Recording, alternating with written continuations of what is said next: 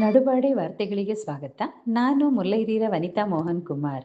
ಮುಖ್ಯಾಂಶಗಳು: ನಿಮ್ಮ ಹಣ ನಿಮ್ಮ ಹಕ್ಕು ಜಾಗೃತಿ ಶಿಬಿರಕ್ಕೆ ಜಿಲ್ಲಾಧಿಕಾರಿ ಚಾಲನೆ.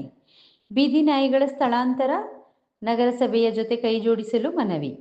ನಾಳೆ ವಿರಾಜಪೇಟೆ ಗೋಣಿಕೊಪ್ಪ ವ್ಯಾಪ್ತಿಯಲ್ಲಿ ವಿದ್ಯುತ್ ಗ್ರಾಹಕ ಜನಸಂಪರ್ಕ ಸಭೆ.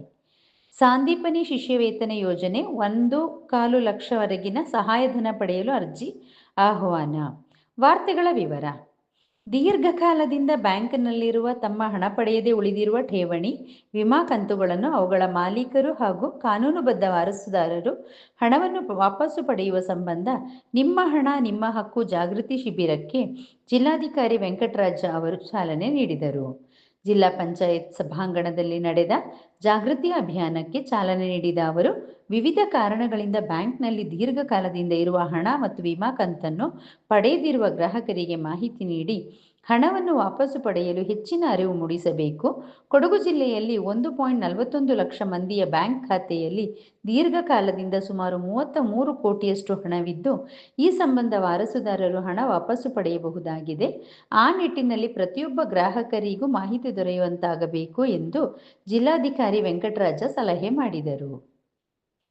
ಮಡಿಕೇರಿ ನಗರ ಸ್ಥಳೀಯ ಸಂಸ್ಥೆಯ ವತಿಯಿಂದ ನಗರದ ಸಾರ್ವಜನಿಕ ಆರೋಗ್ಯ, ಸುರಕ್ಷತೆ ಹಾಗೂ ಪ್ರಾಣಿ ಕಲ್ಯಾಣವನ್ನು ಮನದಲ್ಲಿಟ್ಟುಕೊಂಡು ಪ್ರಸ್ತುತ ನಗರ ವ್ಯಾಪ್ತಿಯಲ್ಲಿ ಖಾಸಗಿ ಹಾಗೂ ಸರ್ಕಾರಿ ಶಿಕ್ಷಣ ಸಂಸ್ಥೆಗಳು, ಆಸ್ಪತ್ರೆಗಳು, ಕ್ರೀಡಾ ಸಂಕೀರ್ಣಗಳು, ಬಸ್ ನಿಲ್ದಾಣಗಳ ಆವರಣಗಳಲ್ಲಿರುವ ಬೀದಿ ನಾಯಿಗಳನ್ನು ಆಶ್ರಯ ಕೇಂದ್ರಗಳಿಗೆ ಸ್ಥಳಾಂತರಿಸುವ ಕಾರ್ಯವನ್ನು ಮಡಿಕೇರಿ ನಗರಸಭೆ ಕೈಗೊಂಡಿದೆ.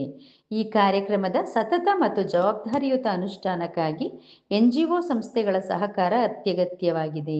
ಆಶ್ರಯ ಕೇಂದ್ರಗಳಿಗೆ ಸ್ಥಳಾಂತರಗೊಂಡ ಬೀದಿ ನಾಯಿಗಳಿಗೆ ಸಹಜ ಸಂರಕ್ಷಣೆ, ಪೋಷಣೆ, ಆಹಾರ, ನೀರು, ವೈದ್ಯಕೀಯ ಚಿಕಿತ್ಸೆ, ಜವಾಬ್ದಾರಿ ನಿರ್ವಹಣೆಗಾಗಿ ಮತ್ತು ಈ ಯೋಜನೆಯನ್ನು ಕೈಗೆತ್ತಿಕೊಳ್ಳುವ ಸಂದರ್ಭದಲ್ಲಿ ಅಗತ್ಯ ತಾಂತ್ರಿಕ ಮಾರ್ಗದರ್ಶನ, ಕಾನೂನು ಬೆಂಬಲ ಮತ್ತು ಅನುಮತಿಯ ವ್ಯವಸ್ಥೆಯನ್ನು ಮಡಿಕೇರಿ ನಗರಸಭೆಯು ಒದಗಿಸುತ್ತದೆ.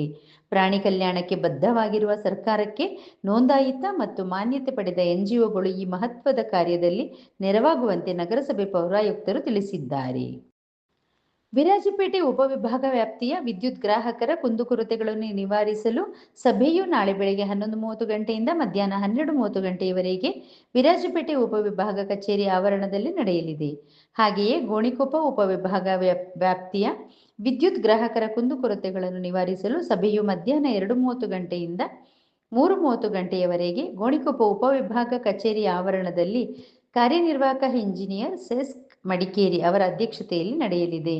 ವಿರಾಜಪೇಟೆ ಹಾಗೂ ಗೋಣಿಕೊಪ್ಪ ವ್ಯಾಪ್ತಿಯ ಸಾರ್ವಜನಿಕರು ವಿದ್ಯುತ್ ಗ್ರಾಹಕರ ವಿದ್ಯುತ್ ಶಕ್ತಿಗೆ ಸಂಬಂಧಿಸಿದ ಸಮಸ್ಯೆ ಅಥವಾ ದೂರುಗಳು ಇದ್ದಲ್ಲಿ ಈ ಸಭೆಯಲ್ಲಿ ಚರ್ಚಿಸಿ ಬಗೆಹರಿಸಲು ಕ್ರಮ ಕೈಗೊಳ್ಳಲಾಗುವುದು.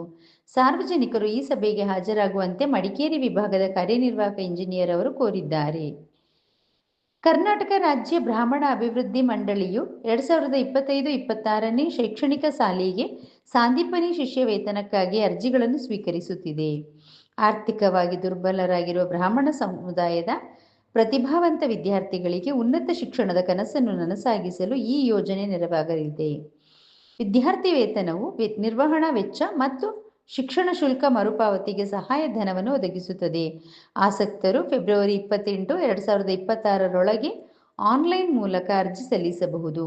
ಕರ್ನಾಟಕ ರಾಜ್ಯ ಬ್ರಾಹ್ಮಣ ಅಭಿವೃದ್ಧಿ ಮಂಡಳಿಯು ಆರ್ಥಿಕವಾಗಿ ಹಿಂದುಳಿದ ಬ್ರಾಹ್ಮಣ ಸಮುದಾಯದ ವಿದ್ಯಾರ್ಥಿಗಳಿಗೆ ಉನ್ನತ ಮತ್ತು ವೃತ್ತಿಪರ ಶಿಕ್ಷಣಕ್ಕೆ ನೆರವು ನೀಡಲು ಸಾಂದೀಪನಿ ಶಿಷ್ಯ ವೇತನವನ್ನು ಆರಂಭಿಸಿದೆ.